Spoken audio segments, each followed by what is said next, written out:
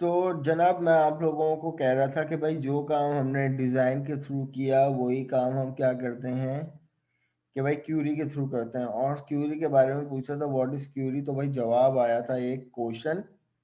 सही है, क्वेश्चन भी एक क्यूरी होता है।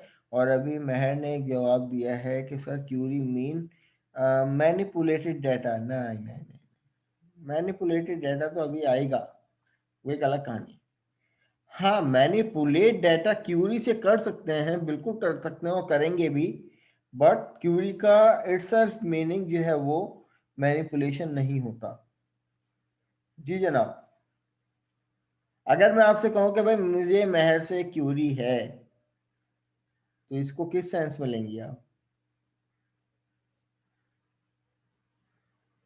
अगर मैं कहता हूँ कि भाई मुझे जो है वो क्यूरी है भाई किसी से, तो उसको किस सेंस में लेंगे आप लोग? क्या मतलब समझेंगे? सर क्वेश्चन या डाउट वगैरह किसी का। डाउट? जी और कोई? सर कोई इन्फॉर्मेशन लेने के लिए जैसे क्वेरी करेंगे हम उससे। इंफॉर्मेशन देने के लिए, लेने के लिए? लेने के लिए, लेने के लिए। लेने के लिए। अच्छा भाई देखें, क्यूरी जहां तक कि मुझे पता है, क्यूरी एक स्पेसिफिक ऑब्जेक्टिव होता है जो आप चाह रहे होते हैं। क्यूरी का हरगिज मतलब ये नहीं होता कि एक ही क्यूरी में आप मल्टीपल काम कर सकें, नहीं। अगर मुझे एक चीज समझ में नहीं आई ना, तो मैं कहूंगा कि भाई मेरी ये क्यूरी है, मुझे ये चीज समझ में नहीं आई, इसमें मुझे एक क्यूरी है। या उस टॉपिक में मुझे स्पेसिफिक की क्यूरी है। लेकिन अगर मुझे कहता, मैं कहता हूँ यार मुझे कई चीजें समझ में नहीं आई, मेरी क्यूरीज हैं आपसे, तो वो क्यूरीज आ गई, वो एक अलग चीज है। क्यूरी हमेशा याद रखिएगा एक स्पेसिफिक ऑब्जेक्टिव होता है जो कि आप अचीव करते हैं। फॉर एग्जाम्पल, जैसे महर ने बिल्कुल सही एग्जाम्पल दी थी कि भाई मैनिपुलेट डाटा। अगर मुझे किस महर के रिकॉर्ड में मुझे चेंजेस करनी हो, तो मैं स्पेसिफिक महर के रिकॉर्ड में जाके, महर का नाम मुझसे गलती से गलत डल गया था, तो मुझे महर का नाम जो है वो चेंज करना है, तो मैं मैनिपुलेट करूंगा और एक स्पेसिफिक क्यूरी इस पे लगाऊंगा अपडेट की। अगर मुझे महर का नाम इंसर्ट करना है, तो वो इंसर्ट की एक स्पेसिफिक क्यूरी होगी जिसका ऑब्जेक्टिव सिर्फ ये होगा यही कि भाई महर का रिकॉर्ड इंसर्ट कर दो। अगर मुझे टेबल में से, स्टूडेंट में से महर का रिकॉर्ड को देखना है कि भाई मुझे फैच करना है महर का रिकॉर्ड, तो तब भी मेरा एक ही स्पेसिफिक ऑब्जेक्टिव है, एक ही क्यूरी लगेगी, विच इज सेलेक्ट। तो बिल्कुल सही कहा था कि भाई क्यूरी से हम लोग मैनिपुलेट कर सकते हैं, बट इट्स मैनिपुलेट इसका मतलब नहीं होता। देखें अब यहाँ पर क्यूरी से और समझ में आ जाएगा। मैं यहाँ पे इस डेटाबेस को डिलीट कर देता हूँ। मैंने यहाँ पे इसको सेलेक्ट किया और डिलीट का बटन प्रेस करके ये तो ग्राफिकली डिजाइन व्यू से मैंने कर लिया। जो काम मैं यहाँ पे ग्राफिकली करता हूँ वही काम हम लोग क्यूरी से करते हैं। और क्यूरी को लिखने के लिए हमारे पास यहाँ पे एक ऑप्शन होता है न्यू विंडो। ठीक है, आप न्यू विंडो, न्यू क्यूरी पे क्लिक करेंगे तो आपके पास ये एडिटर आ जाएगा। अब इस एडिटर पे, इस एसक्यूएल के क्यूरी एडिटर पे आप यहाँ पे तमाम क्यूरीज लिखते हैं। बट अब यहाँ पर सबसे पहली क्यूरी लिखने जा रहे हैं। हमने क्या किया था कि राइट क्लिक करके ग्राफिकली डेटाबेस क्रिएट किया था, और अब हम उस डेटाबेस को क्रिएट करने जाएंगे बाय यूजिंग क्यूरी। तो क्लास, एटलीस्ट मैं अपनी बात करूंगा कि भाई मुझे जब भी ऊप मिलती है या डीबीएमएस मिलता है तो मैं क्यूरी पे ज्यादा फोकस करता हूँ, क्योंकि असल चीज क्यूरी होती है। क्योंकि आपसे इंटरव्यू में ये नहीं पूछेगा बेटा ये बताओ डिजाइन व्यू से किस तरीके से क्रिएट करते हैं, या आप ये नहीं बताओगे कि भाई डेटाबेस पर राइट क्लिक करके एक ऑप्शन आएगा, ये नहीं नहीं, वो सीधा आपसे पूछेगा बेटा क्यूरी बताओ डेटाबेस को क्रिएट किस तरीके से करते हैं, टेबल्स को किस तरीके से क्रिएट करते हैं, टेबल्स के दरमियान रिलेशनशिप बनाते हैं, क्या कॉन्सेप्ट होता है, क्यूरी लिख के दिखाओ। वो आपको पेपर दे देगा, पेंसिल दे देगा। ट्रस्ट मी, इंटरव्यू मेरा भी हुआ है और मुझे कॉपी पेंसिल पकड़ा दी थी, लिखो बेटा इस चीज की क्यूरी लिखो, इस चीज की क्यूरी लिखो। लेट गए थे हम, नहीं आती थी उस वक्त। तो इसी तरीके से भाई आप लोगों को का जो मेन फोकस होना चाहिए वो क्यूरीज पे होना चाहिए।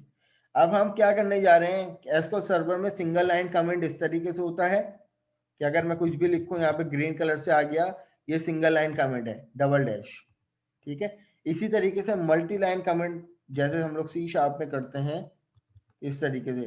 अब इनके दरमियान अब आप कुछ भी लिखेंगे, कुछ भी इम्प्लीमेंट नहीं होगा, बट इसके बाहर आप लिखेंगे तो भाई ये कोई ना कोई टैक्स रिटर्न होगा। Is it clear? अब हम यहाँ पर सबसे पहले क्यूरी लिखने जा रहे हैं, टू क्रिएट डेटाबेस। ये और डेटाबेस को क्रिएट करने की क्यूरी क्या होती है, क्रिएट डेटाबेस, और डेटाबेस का नाम जो हमने रखा था कीट। ये मेरे पास पहली क्यूरी हो गई डेटाबेस को क्रिएट करने की। लेकिन क्लास में आप लोगों को इससे भी पहले बता दूं कि डेटाबेस में दो मेजर टर्म होती हैं। एक होती है DML, मैं इसको भी कमेंट करके लिख दूं, there are two major terms in SQL. One is DML और second is DDL. DML का मतलब है, या मैं पहले यहाँ पर DDL लिखता हूँ क्योंकि हम पहले DDL इंप्लीमेंट करने जा रहे हैं। DDL का मतलब है डेटा डेफिनेशन लैंग्वेज, सही है। अब इसमें क्या क्या चीजें आ जाएंगी भाई, इसमें आ जाएगा हमारे पास क्रिएट, ऑल्टर, ड्रॉप। इसी तरीके से हमारे पास जो दूसरी टर्म होती है कौन सी, डेटा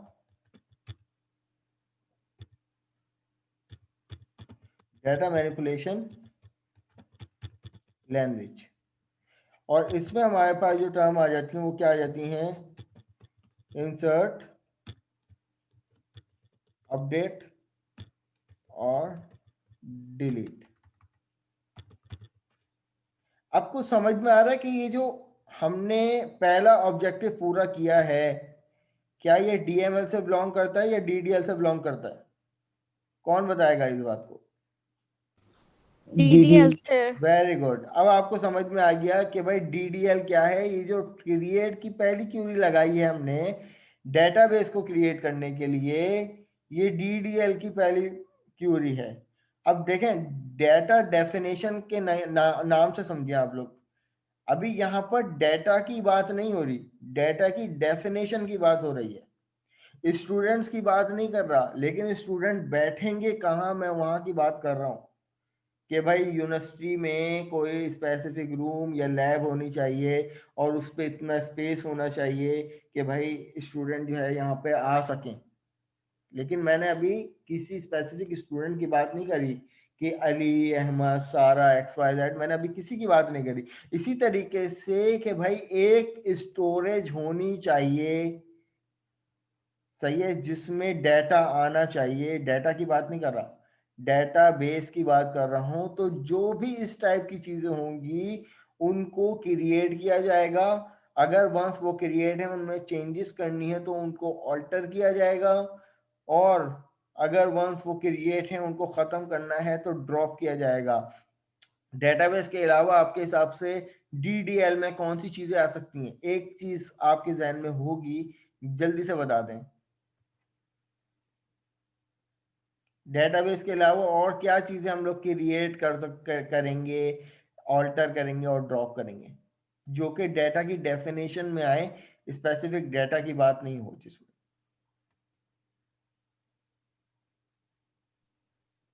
सर टेबल्स। बस, वेरी गुड, वेरी गुड, यही सुनना चाह रहा था मैं आप लोगों से। इसी तरीके से भाई अगर मैं यहाँ पे बात करूंगा टू क्रिएट टेबल्स, तो टेबल्स क्या है, एंटिटी जिसमें डेटा आएगा, स्पेसिफिक डेटा की बात नहीं हो रही।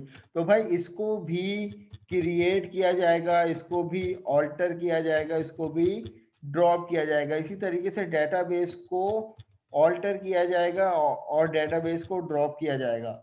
अब हम लोग स्टेप बाय स्टेप ये तमाम चीज़ों को डिस्कस करेंगे। ठीक है भाई, अब यहाँ पर हमने क्रिएट डेटाबेस कर दिया। अब इस क्यूरी विंडो एडिटर पे एक चीज़ ध्यान में रखना, अभी क्योंकि ये यहाँ से लेकर यहाँ तक का टेक्स्ट क्योंकि कमेंट है, तो कमेंट का मतलब आप लोगों को भी पता है कि भाई वो इम्प्लीमेंट नहीं होता। लेकिन इस टाइम जो इम्प्लीमेंट होने वाली चीज़ है वो ये है कि भाई, और वो पूरी विंडो एडिटर में क्यूरी एडिटर में एक ही क्यूरी लिखी हुई है। अगर आप इसको बगैर सेलेक्ट किए भी एग्जीक्यूट कर देंगे क्लास, ये वाला बटन मत दबा दिएगा, इसकी एक अलग कहानी है। आपको क्यूरी इंप्लीमेंट करनी है तो आप एग्जीक्यूट करोगे। वंस जब आप एग्जीक्यूट कर दोगे तो आपके सामने यहाँ पे मैसेज आ गया, कमांड आपकी सक्सेसफुली कंप्लीट हो गई है। अपने डेटाबेस को आप रिफ्रेश करोगे तो यहाँ पे देखना कि कीट का डेटाबेस हमारे पास आ गया। अब देखो क्लास, एक चीज ध्यान में रखना एसक्यूएल सर्वर में स्पेशली, कि वंस जब मुझे अपने डेटाबेस मेरा कीट के नाम से बन गया, लेकिन मैं चाहता हूं कि भाई अब ये इसका नाम जो है वो कीट नहीं पीएफ कीट होना चाहिए, तो अब मैं डेटाबेस को डिलीट नहीं करूंगा। एग्जिस्टिंग डेटाबेस को मुझे क्या करना होगा, ऑल्टर करना होगा। ऑल्टर। ठीक है, तो कोई भी डेफिनेशन, सही है, अगर हम अपने कपड़ों की बात कर लेते हैं कि भाई उस कपड़ों में जो डाटा होता है वो हम खुद होते हैं, वो हमारी बॉडी होती है। लेकिन कपड़े अगर खुदा ना खास्ता किसी कील में अटक के अगर फट जाते हैं या कोई ऐसी चीज, तो उन कपड़ों को हम लोग फेंकने के बाद हम ये भी नहीं चाह रहे होते भाई इसको फेंक दें, तो हम क्या करते हैं उसको ऑल्टर कर देंगे, भाई सी लेते हैं या कोई कपड़ा एक्स्ट्रा लगा के लेते हैं, तो वो क्या होती है, वो डेफिनेशन होती है लाइक, तो उसको भी ऑल्टर किया जाता है। और अगर कपड़े हमारे बिल्कुल बेकार हो जाते हैं हम उसको ड्रॉप कर देते हैं। तो इसी तरीके से एग्जिस्टिंग डेटाबेस को अब हमें क्या करना है, ऑल्टर करना है, to alter the name of database. तो अब मैं यहाँ पे क्या करूंगा, ऑल्टर डेटाबेस, डेटाबेस का नाम कीट, और उसके बाद कीवर्ड लिखता हूं मॉडिफाई नेम इक्वल टू, और यहाँ पे लिखूंगा मैं न्यू नेम जो मैं रखना चाह रहा हूं, मैंने यहाँ पे लिख दिया पीएफ कीट। ठीक है, अब क्लास देखो एक चीज ध्यान में रखना, ये वाली क्यूरी एग्जीक्यूट हो चुकी है। अगर आपके पास इस टेक्स्ट एडिटर पे, इस क्यूरी एडिटर पे अगर एक से ज्यादा क्यूरी लिखी हुई हो तो आप बगैर सेलेक्ट किए उसको एग्जीक्यूट मत कर देना। उससे क्या होगा कि दोनों एक साथ एग्जीक्यूट हो जाएंगी। और जब क्यूरी, क्योंकि सीक्वेंस से रीड करता हुआ चलता है, जब वो इससे पहले इस पे आएगा तो उसको पहले से कीट मिला हुआ है, पहले से क्रिएट हुई हुई है, तो ये वाली कमांड पे एरर दे देगा, वो इस पे आएगा ही नहीं। कि फॉर सपोज मैं यहाँ पे इसको डायरेक्ट एग्जीक्यूट कर देता हूँ, तो देखें यहाँ पर इसने जब वो इस पे आया तो यहाँ पर जब मैं इस पे क्लिक करूंगा तो देखो वो यहीं पे रुका हुआ है, और वो क्या कर रहा है कि डेटाबेस कीट already exist, choose a different database name. तो अब क्या करेंगे हम यहाँ पर, तो अब हम यहाँ पर क्या करेंगे, और उसके बाद दूसरे इसमें क्या कर दिया इसने, क्यूरी को चला दिया, दूसरे उस पर क्या कर दिया इसने, इस वाली क्यूरी को चला दिया। फिर उसके बाद इसने क्या कर दिया, यहाँ पर नेम चेंज कर दिया। तो ये चीज जहन में रखिएगा आप लोग कि जब आपके पास इस एडिटर पे एक से ज्यादा क्यूरी लिखी हुई हो, तो अगर किसी भी स्पेसिफिक क्यूरी को आपने चलाना हो तो आप क्या करेंगे उसको, अब जैसे मैं वापस पीएफ कीट से कीट करना चाह रहा हूं तो मैंने दोबारा ऑल्टर किया, तो अब मैं यहां पर इसको क्या करूंगा, तो अब मैं स्पेसिफिक सिर्फ इसको सेलेक्ट करूंगा और एग्जीक्यूट कर दूंगा। तो अब देखें यहां पर इसने क्या कर दिया कि भाई डेटाबेस नेम कीट हैज बीन सेट। अब क्लास एक सवाल का जवाब आप लोग मुझे दीजिएगा, अब मैं इसको रिफ्रेश करता हूं तो ये वापस कीट पे आ गया। अब मेरे पास ये जो अब मैं वापस इस क्यूरी को एक दफा फिर चलाऊंगा। अब मेरे पास ये जो कीट का डेटाबेस है ये स्मॉल में लिखा हुआ है, मैंने इसको लिख दिया कीट, और मुझे मॉडिफाई करना है कैपिटल लेटर से। अब ये क्या है, ये पुराना नेम है, और ये क्या है जो मैं रखना चाह रहा हूं, ये चलो मैंने इसको कीट 1 कर दिया। तो क्या अब ये मुझे चलाएगा या नहीं, इसको एग्जीक्यूट करेगा या नहीं?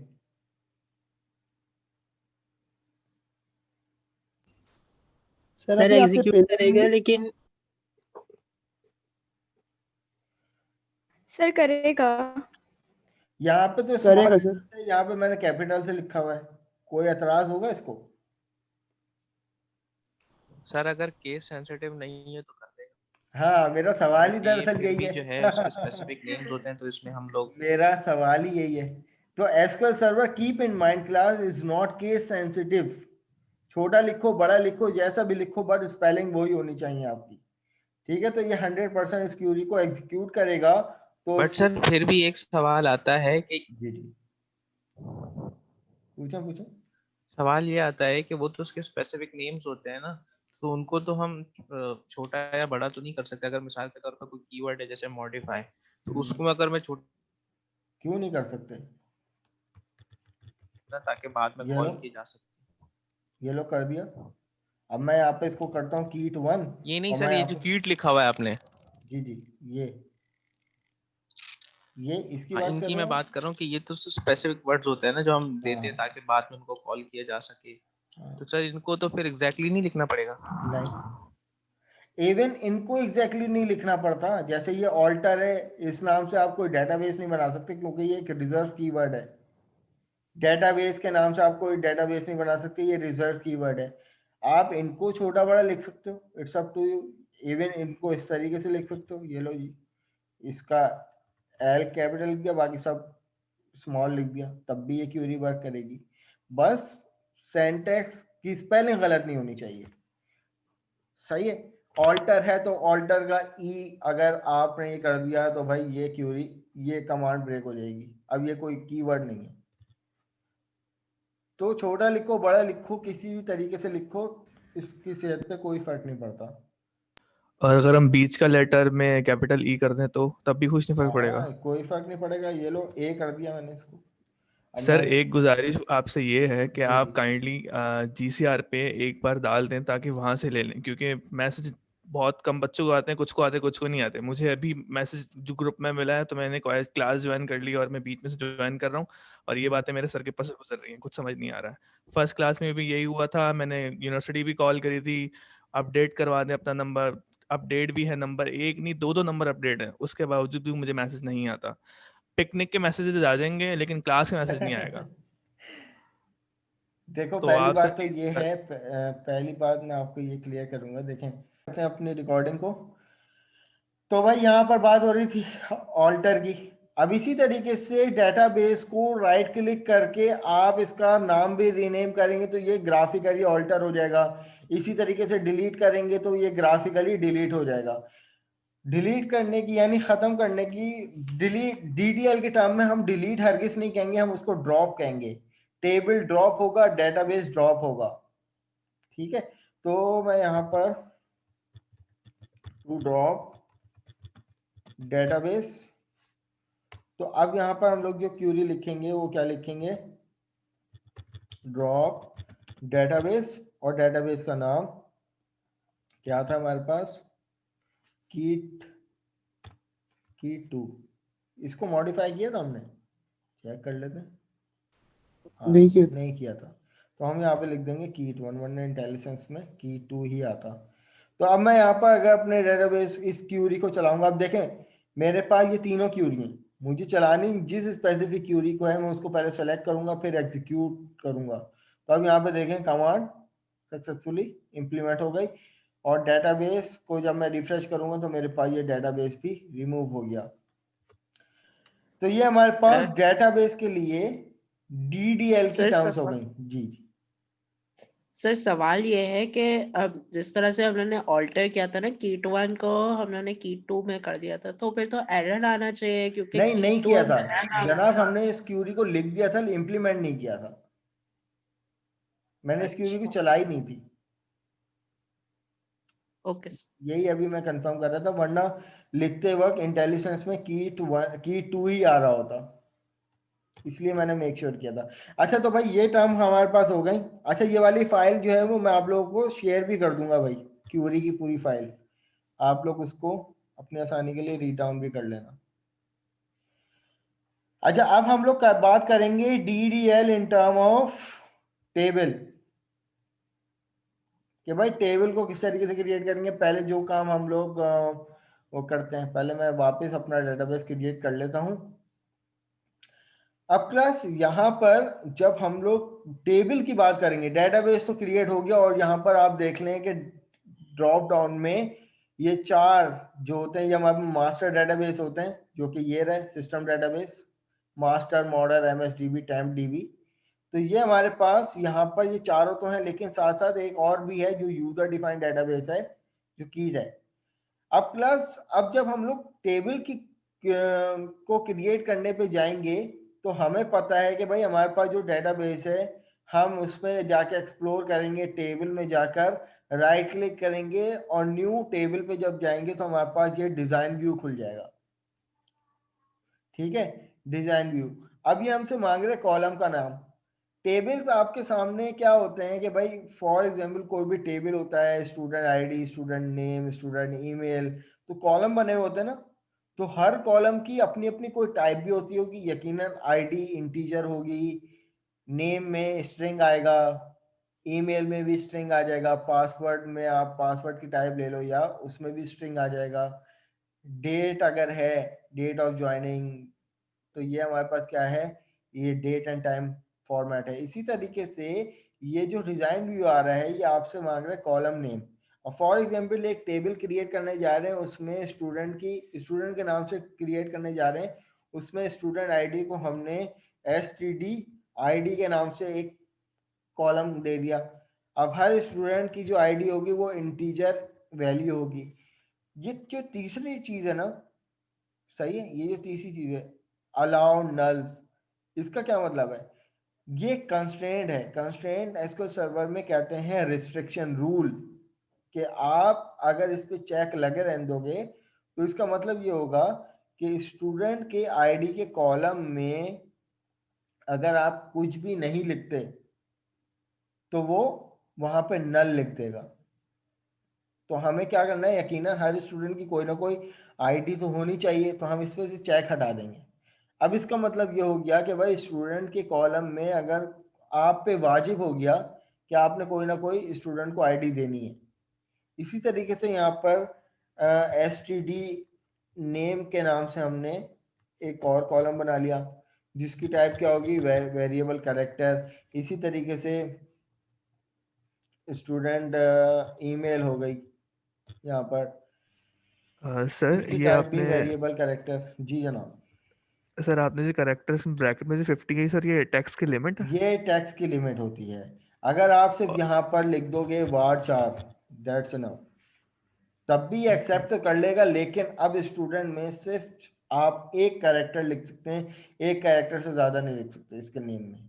तो आप यहाँ पर कैरेक्टर की लिमिट डिफाइन करेंगे। वार 4 की भी एक स्पेसिफिक लिमिट होती है, तो उसमें हमने उस लिमिट को यूज करते हुए 50 कैरेक्टर यूज कर लिए। अब आप यहाँ पर राइट क्लिक सर करेंगे। सर तो हम स्ट्रिंग क्यों नहीं यूज कर रहे इसमें? स्ट्रिंग इसमें नहीं होता, इसमें वेरिएबल कैरेक्टर होता है, स्ट्रिंग C# में ओके होता है। ओके अब इसमें हमारे पास यहाँ पर अच्छा इसमें दो एक और टाइप भी होती है हमारे पास, N वार 4। दोनों में डिफरेंस क्या हो सकता है आपके हिसाब से? ये भी वेरिएबल कैरेक्टर है, ये भी वेरिएबल कैरेक्टर है, इसमें भी स्ट्रिंग के साथ नंबर और स्पेशल कैरेक्टर आ सकते हैं, इसमें भी आ सकते हैं। दोनों में फर्क क्या है, एन का क्या मतलब होगा, या क्या हो सकता है आपके हिसाब से? सोचें जब तक कि मैं सेव कर लेता हूँ इसको स्टूडेंट के सर नाम से। आपने आप रिपीट कर देंगे सर दोबारा, आपने क्या पूछा मैं था? बता देता हूँ। देखें पहले तो मैंने यहाँ पर राइट क्लिक करके स्टूडेंट के नाम से ये टेबल सेव कर लिया। ठीक है, अब मैं जब यहाँ पे एक्सप्लोर करूंगा तो देखें मेरे पास टेबल के फोल्डर में dbo.student आ रहा है। ये dbo मतलब होता है डेटाबेस ऑब्जेक्ट स्टूडेंट। मेरा सवाल ये था गालिबन कि भाई स्टूडेंट नेम में मैंने लिखा हुआ है एनवारशार, ये भी स्ट्रिंग होता है। ईमेल में लिखा हुआ है वारशार, ये भी स्ट्रिंग होता है। दोनों में फर्क क्या होगा फिर? सर ये वेरी और नॉट वेरी होता है। जी क्या होता है? वेरी कर रहे होते हैं, कैरेक्टर चेंज ऐसे करके होता है कुछ। क्या क्या वेरिएंस आएगा इसमें?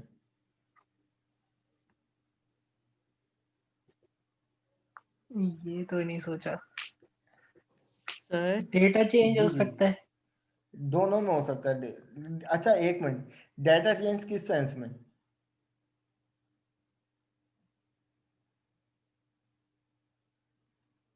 जी जनाब, कोई और भी बात कर रहा था? सर जी जी सर आई गेस इनमें साइज का कोई फर्क होता है जब स्टोर करवाते हैं एन में और वी चार में। देखें सर इनको सॉर्ट करना, दोनों में इस टाइम 50 कैरेक्टर की लिमिट है और सर एक्सेप्टेबल है। अच्छा जी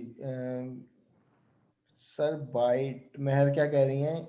बाइट का फर्क होता है। अच्छा जी, और इससे पहले मेरे ख्याल से नाम पूरा नहीं आ रहा मेरे पास इन साहब का। हाँ शिजरा अजहर। तो nvarchar store data at 2 byte per character.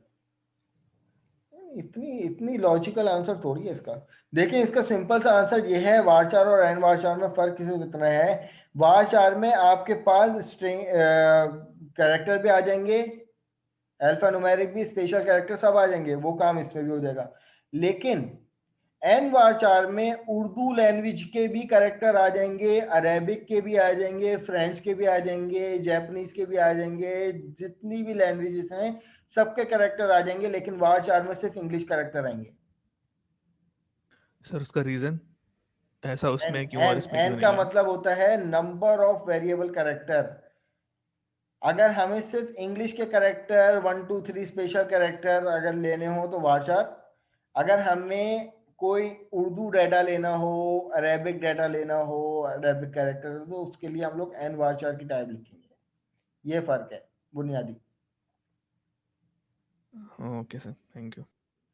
अच्छा वंस जब हमने टेबल को सेव कर लिया, इसको डिजाइन को क्लोज कर देते हैं और यहाँ पे टेबल को जब एक्सप्लोर करेंगे तो यहाँ पे देखें टेबल के अंदर ये तमाम चीजें आती हैं। कॉलम्स में घुसेंगे तो कॉलम्स में हमारे पास ये देखें क्या लिखा हुआ आ गया, stdid।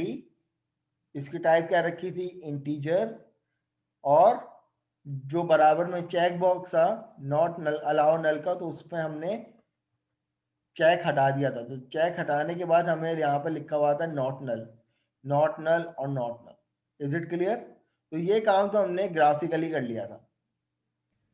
ये सर काम एक सवाल और सर, जी अगर जी हम पूछिए। अपनी डेटाबेस में एंट्रीज दें और हम उसको उस पर चेक लगा दें कि अलाउ नल, तो उसमें हमें क्या बताएगा कि ये डेटाबेस में नहीं होता ये काम, टेबल्स में होता है।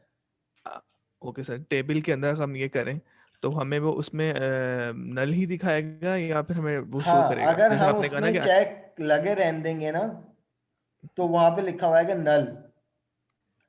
नहीं, ठीक मेरा है। सवाल ये था कि आपने कहा ना कि हम उसको अनचेक करेंगे तो हम पे वाजिब हो जाएगा कि हम उसमें एंट्री दें, हाँ वहां पे हम उसको कुछ ना कुछ स्टोर करवाएं। जी तो जी। अगर हम वहां पे कुछ लिखते हैं और उसके बाद हम वहां पे चेक लगा देते हैं तो हमें उस सूरत में क्या दे बताएगा वो?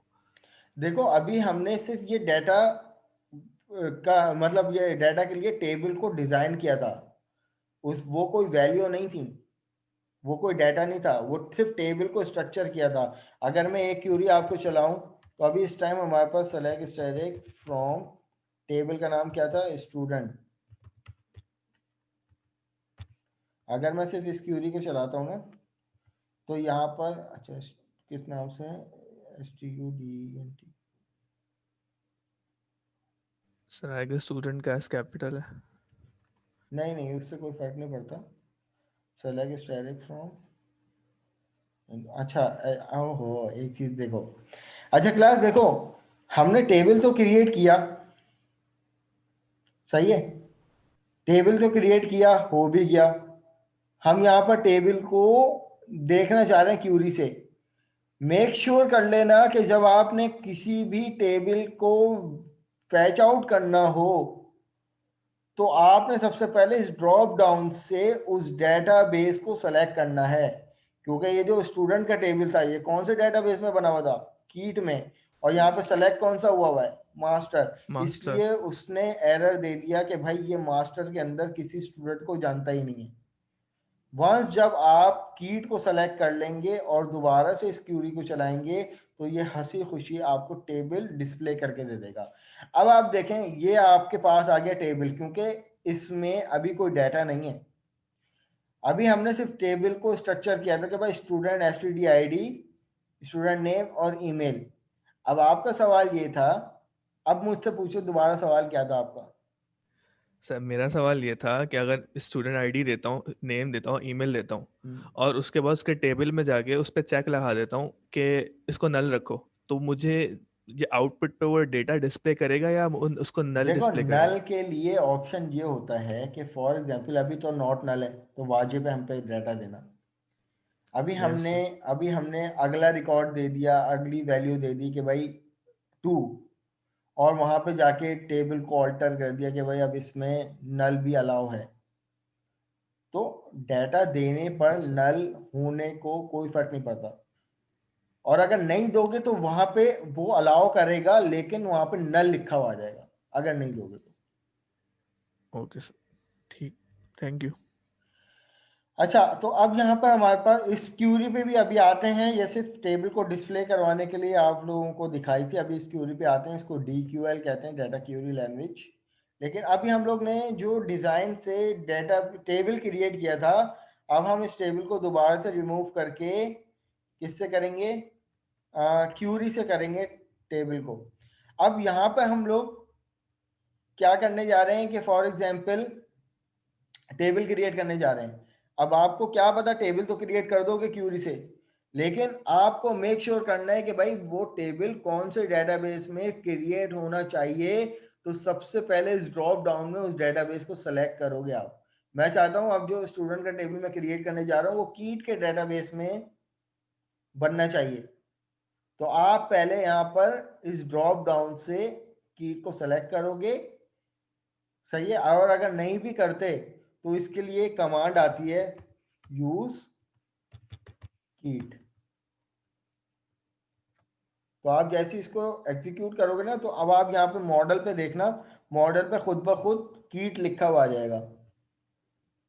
ठीक है भाई, ये कमांड एग्जीक्यूट हो गई और यहाँ पर ड्रॉप डाउन पे क्या लिखा हुआ आ गया, कीट। दो क्यूरी भी एक साथ इंप्लीमेंट हो सकती हैं अगर आप सेलेक्ट करके करोगे। फॉर एग्जाम्पल कि मैं वापस यहाँ से इसको मास्टर से को सेलेक्ट कर देता हूँ और अब मैं एक क्रिएट करता हूँ टेबल। टेबल को क्रिएट करने के लिए आप क्या लिखोगे, मैं यहाँ पे कमेंट भी कर देता हूँ, ऊपर कर देता हूँ, DDL for table to create table.